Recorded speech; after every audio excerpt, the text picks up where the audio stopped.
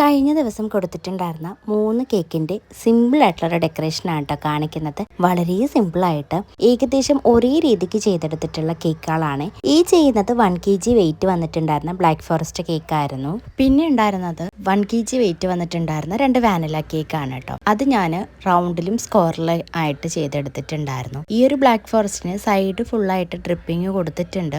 രാവിലെ തന്നെ കസ്റ്റമർ ഇടയ്ക്കിടയ്ക്ക് ഇങ്ങനെ വിളിച്ചിട്ടുണ്ടായിരുന്നു കേട്ടോ, കേക്ക് റെഡി ആയിട്ടുണ്ടോ എന്ന് ചോദിച്ചിട്ട്.